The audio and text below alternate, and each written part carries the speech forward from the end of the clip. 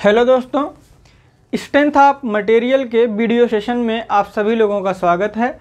आज के video session में हम बात करने वाले हैं डक्टिलिटी, दूसरा है ब्रिटलनेस, तीसरा आपका मेलेबिलिटी, चौथा इलास्टिसिटी और पांचवा प्रूफ स्ट्रेस तथा छठवां टाइप ऑफ मेटल बिहेवियर। यही 6 मोस्ट इंपॉर्टेंट टॉपिक पर हम चर्चा करेंगे। तो सबसे पहले हमारा टॉपिक जो होगा वो होगा डक्टिलिटी। तो ठीक है ना, what do you mean by ductility? तो सबसे पहले डक्टिलिटी के बारे में जानते हैं।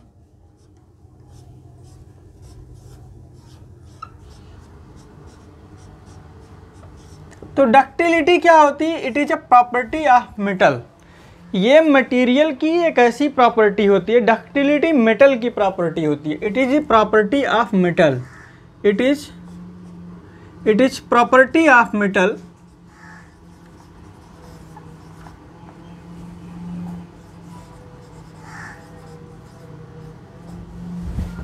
Due to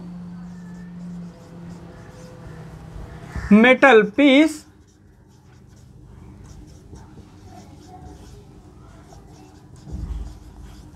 can be converted in thin diameter of wire। देखिए क्या है, डक्टिलिटी एक ऐसी प्रॉपर्टी होती है जिससे किसी भी मेटल की पीस को पतले तार के रूप में किया जा सके, ढाला जा सके। दूसरा पॉइंट, डक्टिलिटी क्या है? डक्टिलिटी क्वेश्चन पूछा जाता है, डक्टिलिटी कौन सी प्रॉपर्टी है? तो ductility it is tensile property. It is tensile property. Ductility एक टेंसाइल प्रॉपर्टी होती है। जब हम किसी मेटल के पीस को पकड़ करके खींचें, अगर उसको पीस को खींचेंगे तभी उसका डायमीटर कम होगा। तो मेटल की पीस को पकड़ के खींच करके लंबाई खूब बढ़ा दी जाए जिससे उसका डायमीटर बहुत पतला हो जाए, यानी वो वायर के रूप में ढाला जा सके।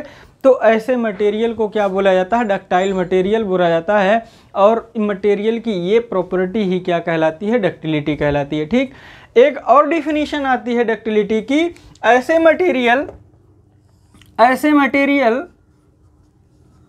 ऐसे पदार्थ जिनमें 5% से अधिक परमानेंट डिफॉर्मेशन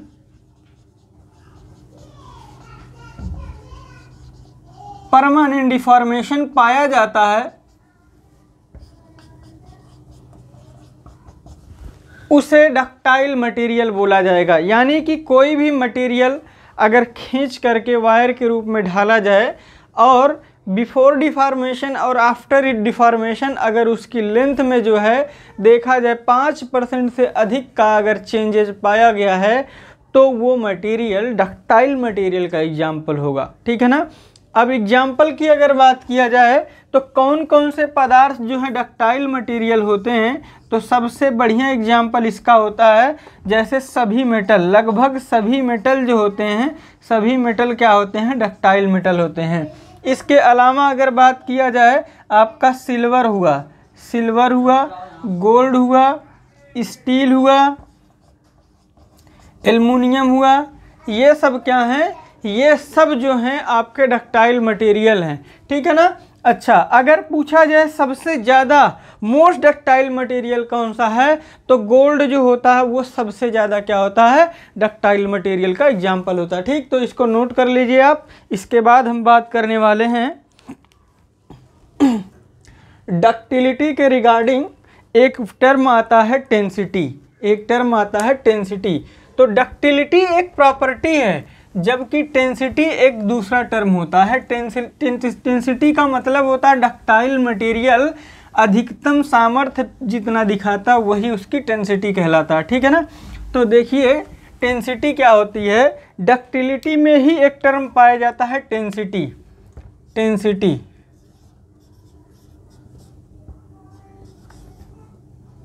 तो टेंसिटी क्या होती है? डक्टाइल मटेरियल, यानी डक्टाइल मतलब तन्य होता है। डक्टाइल मटेरियल डक्टाइल मटेरियल जिस अधिकतम टेंसाइल स्ट्रेस पर फेल करता है उसे उसकी टेंसिटी कहा जाता है। उसे क्या बोला जाता है? उसकी टेंसिटी कहा जाता है। ठीक डियर, तो ये नोट कर लीजिएगा। इसके बाद जो है हम पढ़ेंगे ब्रिटलनेस।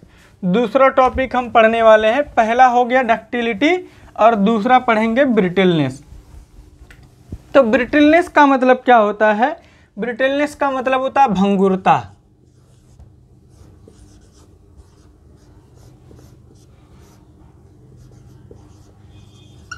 ब्रिटलनेस हिंदी होती है भंगुरता।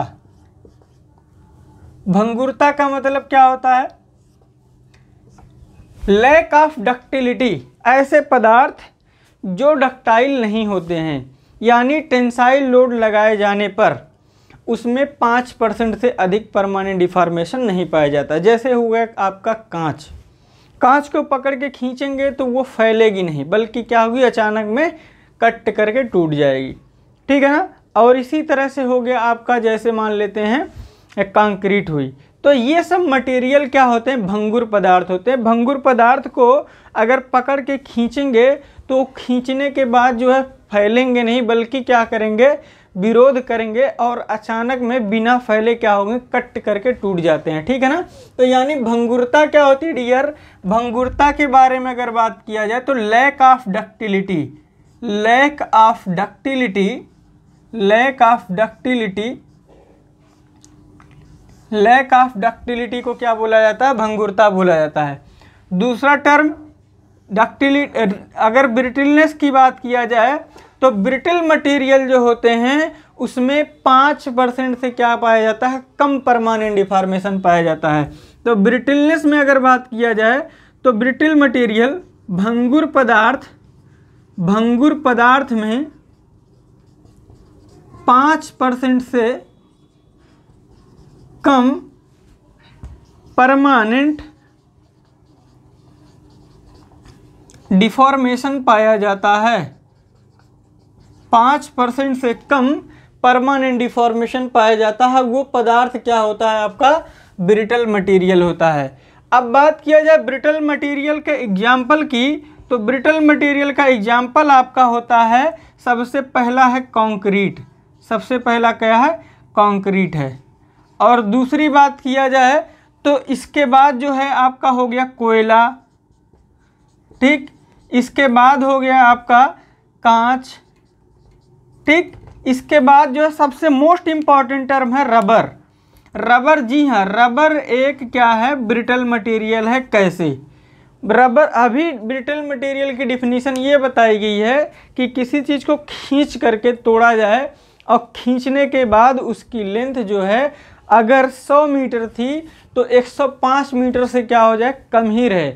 यानी before fracture and then after fracture अगर उसको जो है मेजर किया जाए उसमें 5% से कम परमानेंट डिफॉर्मेशन हुआ तो ब्रिटल मटेरियल है। रबर की कोई एक मान लेते हैं स्ट्रिप ले लेते हैं, उसकी पहले लेंथ मेजर कर लेते हैं और पकड़ के इसको हम खींचें तो खींचने के बाद क्या होगा डियर कि उसकी लंबाई क्या हो जाएगी? बढ़ जाएगी। और बहुत ज़्यादा खींचा जाएगा तो एक समय बाद ये क्या होगा? टूट जाएगा। अच्छा, टूटने के पहले उसकी लंबाई और टूटने के बाद दोनों टुकड़ों को जोड़ दिया जाए, उसके बाद फिर लंबाई मेजर की जाए। तो जो पहले हिस्सा था और जो बाद वाला हिस्सा है, दोनों की लंबाइयाँ लगभग क्या होंगी? बराबर पाई जाएंगी। यानी कि परमानेंट डिफॉर्मेशन जो है 5% से क्या हुआ? कम पाया गया। तो then rubber is a brittle material. तो इसलिए क्या होता है? रबर एक ब्रिटल मटेरियल होता है।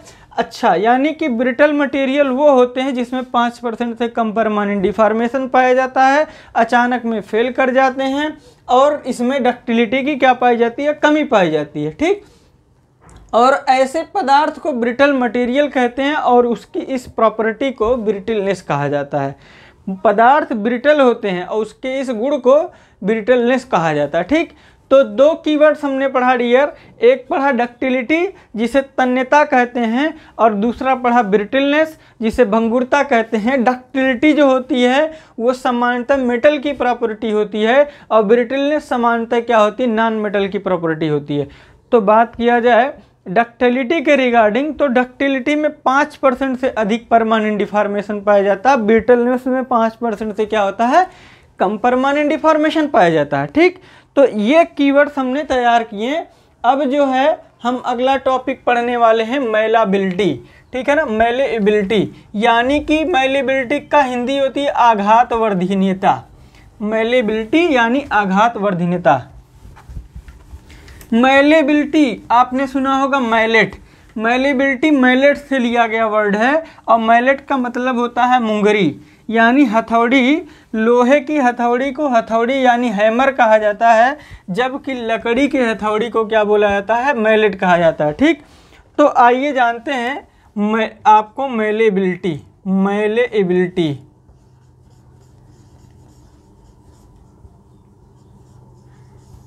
आघात वर्धनीयता।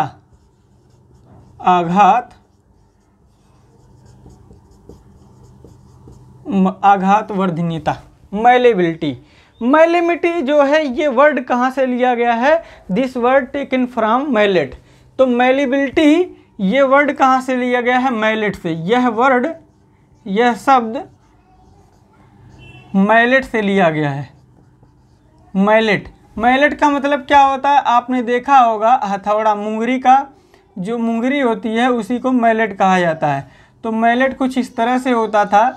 इसी में आप सीट मेटल शॉप में गए होंगे, वहाँ हथौड़ी लेकर के पीटते थे चादर को, तो वो पतली हो जाती है। ठीक है ना, तो यह वर्ड कहाँ से लिया गया है, मैलेट से लिया गया है।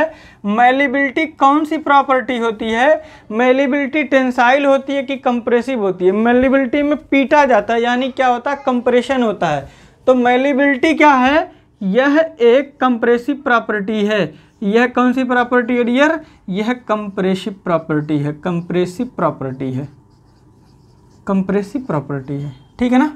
अच्छा, तीसरा वर्ड अगर बात किया जाए मैलेट के रिगार्डिंग, तो मैलेबिलिटी जो है क्या होती है, डेफिनीशन कि मेटल की पीस को, मेटल पीस को, किसी भी चीज़ की, किसी भी पदार्थ की पीस को अगर पीटा जाए और पीट करके उसे चादर के रूप में ढाला जाए और चादर इस तरह से तैयार हो कि उसके किनारे पे बिना कोई फटान ना आए यानी क्रैक्स ना आए, तो ऐसा पदार्थ जो होता है वो क्या कहलाता है, मेलेबल मटेरियल कहलाता है, यानी कि आघात वर्धनीय पदार्थ कहलाता है। और उसके इस गुण को क्या बोला जाता है, मेलेबिलिटी कहा जाता है।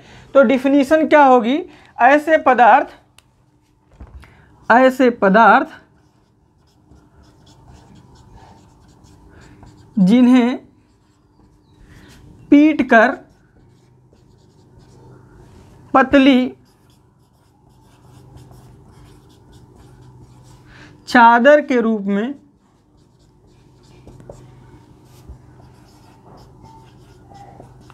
ढाला जा सके, जिन्हें पतली चादर के रूप में ढाला जा सके पीट करके, उसे क्या बोला जाता है, मेलेबल मटेरियल यानी आघात वर्धनीय पदार्थ कहा जाता है।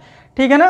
तो सभी मेटल जो होते हैं, लगभग सभी मेटल जो होते हैं वो क्या होते हैं, मेलेबल मेटल होते हैं। मतलब सभी मेटल, एग्जाम्पल की अगर बात किया जाए तो लगभग सभी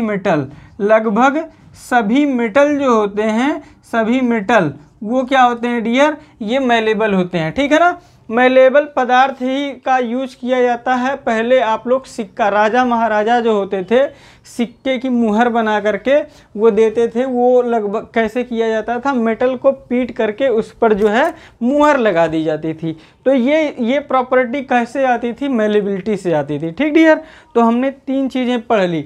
अब जो है हमारा पहला टॉपिक क्लियर हुआ डक्टिलिटी, दूसरा हुआ ब्रिटलनेस, तीसरा मेलेबिलिटी। अब चौथा टॉपिक हम पढ़ने वाले हैं इलास्टिसिटी। तो इलास्टिसिटी जो है ये ऑलरेडी बात हो चुकी है, लेकिन फिर भी हम थोड़ी सी यहाँ पे चर्चा करने वाले हैं। इलास्टिसिटी की हिंदी होती है प्रत्यास्थता। तो प्रत्यास्थता क्या होता है डियर, प्रत्यास्थता एक गुण होता है मटेरियल का, और प्रत्यास्थता का मतलब होता है अगर किसी पदार्थ पे डिफॉर्मिंग फोर्स लगाया जाए और डिफॉर्मिंग फोर्स लगाकर हटा लेने पर वो पदार्थ वापस अपनी उसी शेप और साइज में चला आता है, तो ऐसा पदार्थ जो होता है वो इलास्टिक मटेरियल कहलाता है। ठीक, तो देखिए इलास्टिसिटी जो है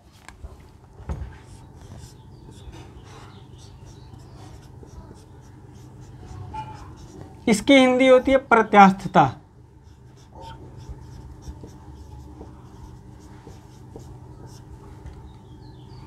तो प्रत्यास्थता का मतलब क्या होता है, सबसे पहले समझो, ये है कोई मेटल की पीस और इस पर जो है ये लगाया गया है डिफॉर्मिंग फोर्स। ये है जो फोर्स वो है डिफॉर्मिंग फोर्स, ये डिफॉर्मिंग फोर्स। डिफॉर्मिंग मतलब जो शेप और साइज को चेंज कर दे। और जब इसको हटाते हैं तो इस पदार्थ के अंदर जो है अंदर से रेसिस्टेंस पैदा होता है। ये रेसिस्टेंस जो है स्ट्रेस कहलाता है। अगर ये ना होगा तो यानी कि वो पदार्थ वापस नहीं आएगा। तो ये वाला फोर्स जो रेजिस्टेंस देता है इसे रिस्टोरिंग फोर्स कहते हैं। रिस्टोरिंग फोर्स, इसे क्या बोलते हैं, रिस्टोरिंग फोर्स कहा जाता है। ठीक डियर, तो प्रत्यास्थता का मतलब क्या होता है, after removing deforming force if body regain its original shape and size. यानी कि विरूपक बल, ये बल कौन सा डियर, विरूपक बल है। अगर डिफॉर्मिंग फोर्स को हटा लेने पर कोई भी वस्तु अपनी वापस पुरानी शेप और साइज को क्या करे, पूरी तरह से रीगेन कर लेती है, तो ऐसे पदार्थ को क्या बोला जाता है, इलास्टिक मटेरियल कहा जाता है। और उसकी इस प्रॉपर्टी को आप बोलते हैं इलास्टिसिटी। ठीक है ना डियर, तो यहाँ पे लिखेंगे ऐसे पदार्थ after removing deforming force, after removing deforming force विरूपक बल के हटाए जाने पर if body regain its original shape and size,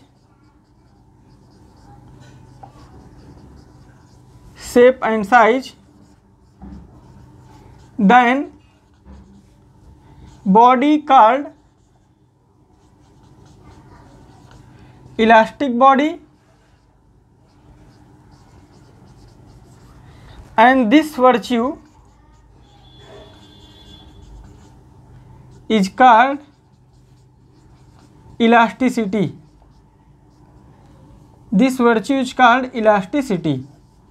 ये गुण क्या कहलाता है डियर, इलास्टिसिटी कहलाता है। ठीक है ना, तो इलास्टिसिटी में क्या होता है, इलास्टिसिटी में पदार्थ पर अगर डिफॉर्मिंग फोर्स इसको पकड़ के लोड लगा के हटा लिया जाए, तो अगर ये वस्तु वापस उसी शेप और साइज को रीगेन कर लेती है तो कहा जाएगा ये मटेरियल कौन सा है, इलास्टिक मटेरियल है। और उसकी इस प्रॉपर्टी को क्या बोला जाएगा, इलास्टिसिटी कहा जाएगा। ठीक, तो इसको क्या करिए डियर, आप नोट कर लीजिए। फिर आगे हम पढ़ने वाले हैं प्रूफ स्ट्रेस। अगला टॉपिक हमारा होगा प्रूफ स्ट्रेस। प्रूफ स्ट्रेस का मतलब क्या होता है,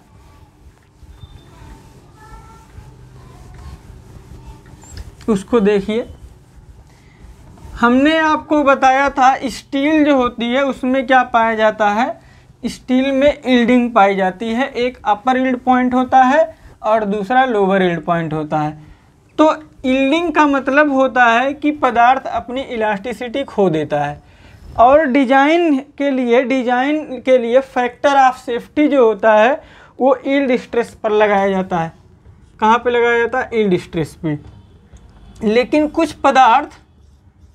पदार्थ जिसमें यील्डिंग नहीं पाई जाती, तो प्रूफ स्ट्रेस क्या होता है ये समझिएगा।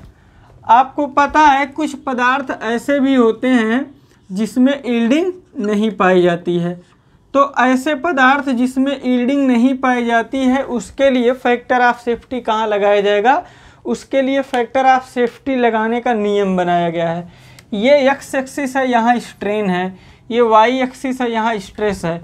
अच्छा, अब कहता क्या है कि 0.2% 2% या फिर 0.002 इतना स्ट्रेन पर स्ट्रेस स्ट्रेन कर्व के समांतर एक ऑफसेट ले लिया जाए। ऑफसेट का मतलब होता है खसका, ऐसे ले लिया जाए। ये लाइन जहाँ पे काटेगी इस लाइन को वाई एक्सिस से ऐसे मिला दिया जाए, तो ये वाली जो ऊंचाई आती है आपकी, ये वाली ऊंचाई, यही क्या कहलाती है? प्रूफ स्ट्रेस कहलाती है। क्या कहलाती है डियर? प्रूफ स्ट्रेस कहलाती है। तो प्रूफ स्ट्रेस में समझना क्या है, पहले ये लिख देखिए।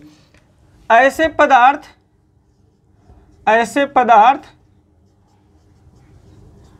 जो यील्डिंग शो नहीं करते, यील्डिंग नहीं दिखाते,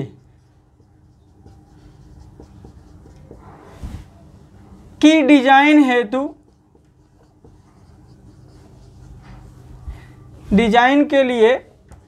हेतु फैक्टर ऑफ सेफ्टी जिस स्ट्रेस पर लगाया जाता है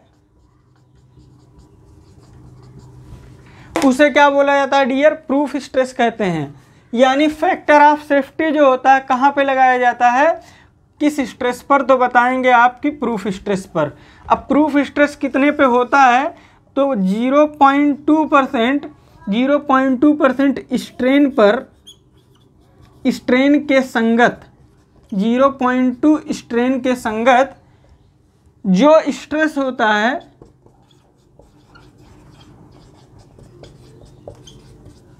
उसे क्या बोला जाता है? उसे प्रूफ स्ट्रेस कहते हैं। उसे क्या बोलते हैं डियर? प्रूफ स्ट्रेस कहते हैं। यानी कि 0.2% या 0.002%, 0.002 पर स्ट्रेन पर जो स्ट्रेस मिल रहा है वही स्ट्रेस कौन सा स्ट्रेस कहलाता है? वो प्रूफ स्ट्रेस कहलाता है। ठीक डियर?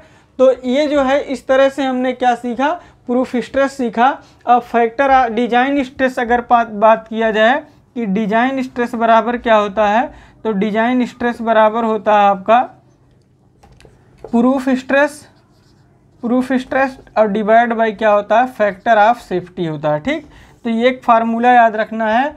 तो कौन कौन से पदार्थ जो है जिसमें प्रूफ स्ट्रेस लगाया जाता है उनका एग्जाम्पल है, सबसे पहला आपका हो गया एल्युमिनियम, दूसरा हो गया कॉपर। तो ये सब जो पदार्थ होते हैं ये जो है प्रूफ स्ट्रेस लगा करके ही इनकी डिजाइन की जाती है। ठीक, तो इस तरह से हमने प्रूफ स्ट्रेस के टॉपिक को भी क्या किया? कवर किया। अब छठवां टॉपिक आपका होगा टाइप ऑफ मेटल बिहेवियर। क्या पढ़ेंगे हम? टाइप ऑफ मेटल बिहेवियर, यानी पदार्थों के व्यवहार कैसे होते हैं वो पढ़ने वाले हैं। ठीक, तो टाइप ऑफ मेटल बिहेवियर हम पढ़ने वाले हैं। तो टाइप ऑफ मेटल बिहेवियर में सबसे पहले पढ़ेंगे लीनियर इलास्टिक। देखिए कर्व ढेर सारे दिखे गए हैं टाइप ऑफ मेटल बिहेवियर में।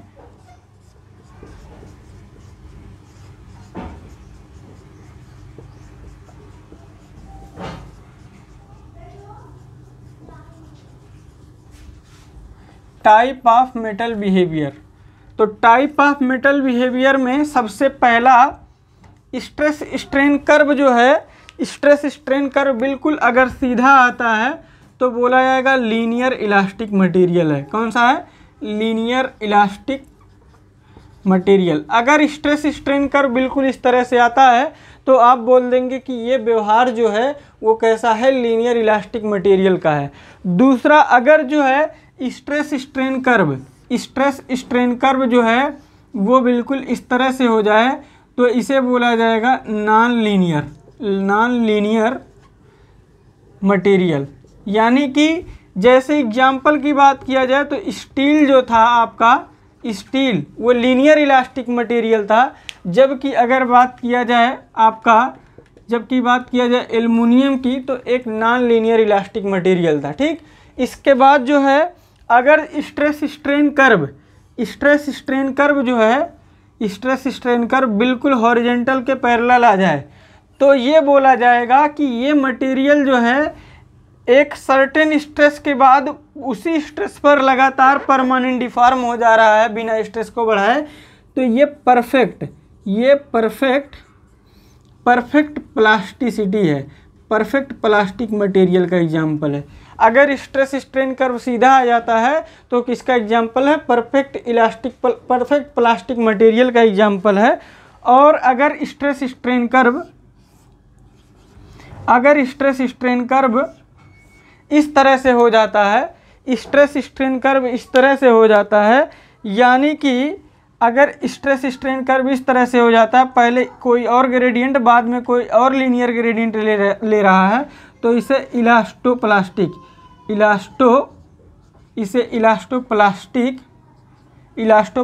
मटेरियल बिहेवियर कहा जाएगा। और इसी को स्ट्रेन हार्डनिंग भी बोला जाएगा। इसी को क्या बोला जाएगा? स्ट्रेन हार्डनिंग भी बोला जाएगा। इसी को स्ट्रेन हार्डनिंग भी बोला जाएगा। ठीक। अच्छा, अगर स्ट्रेस स्ट्रेन कर्व जो होता है, स्ट्रेस स्ट्रेन कर्व कुछ इस तरह से हो जाए, मतलब कि इलास्टोप्लास्टिक के जैसा ही रहे लेकिन ऐसे तिरछा फिर क्या हो जाए? हॉरिजेंटल हो जाए, तो उस कंडीशन में क्या कहा जाएगा? ये जो है इलास्टोप्लास्टिक के साथ साथ क्या है? इलास्टोप्लास्टिक के साथ साथ विस्को इलास्टिक मटेरियल है। ठीक। तो इसमें वो लिखा जाएगा इलास्टोप्लास्टिक विस्को इलास्टिक मटेरियल। ये है किसका एग्जाम्पल? विस्को इलास्टिक मटेरियल का। ठीक। और इसके बाद जो है, अगर स्ट्रेस स्ट्रेन कर्व जो है आपका, stress strain curve Y axis को रिप्रेजेंट करता है, stress strain curve Y axis को रिप्रेजेंट करता है, यानी कि ये वाला हो, यानी कहने का मतलब बिना स्ट्रेन के कोई मटेरियल लगातार स्ट्रेस दे रहा हो, यानी इनफाइनाइट नंबर ऑफ लोडिंग पर भी, इनफाइनाइट लोड पर भी अगर उसमें स्ट्रेन ना आ रहा हो, तो ऐसा पदार्थ जो होता है रिजिड मटेरियल कहलाता है। यानी ये रिजिड बॉडी का एग्जाम्पल है। किसका एग्जाम्पल है? ये है रिजिड बॉडी का एग्जाम्पल। ठीक डियर। अच्छा, इसके अलावा जो है अगर बात किया जाए, स्ट्रेस स्ट्रेन कर्व जो है वाई एक्सिस की जगह पे एक्स एक्सिस को रिप्रेजेंट करने लगे, यानी कि इस तरह से आ जाए। स्ट्रेस स्ट्रेन कर्व अगर एक्स एक्सिस पे आ जाए, यानी कोई मटेरियल जो है बिना स्ट्रेस के ही लगातार परमानेंटली डिफॉर्म हो जाए, तो उसे कहा जाता है फ्लूइड। यानी एक्स एक्सिस को अगर रिप्रेजेंट करेगा तो फ्लूइड का एग्जाम्पल हो जाएगा। ठीक। तो डियर, इस तरह से हमने 6 टॉपिक कवर किया। डक्टिलिटी, उसके बाद ब्रिटलनेस, इलास्टिसिटी, इलास्टोप्लास्टिसिटी, स्ट्रेन हार्डनिंग, इसके अलावा प्रूफ स्ट्रेस और मटेरियल के ढेर सारे व्यवहार को पढ़ा। अगर वीडियो आपको अच्छा लगा हो तो लाइक करो, शेयर करो, सब्सक्राइब करो। और अगर आपको लाइव सेशन से जुड़ना है तो वीडियो के डिस्क्रिप्शन बॉक्स में दिया गया है आपका हमारे एप्लीकेशन का लिंक, वहाँ से जा करके एप्लीकेशन को इंस्टॉल कर सकते हैं। Okay, thank you dear.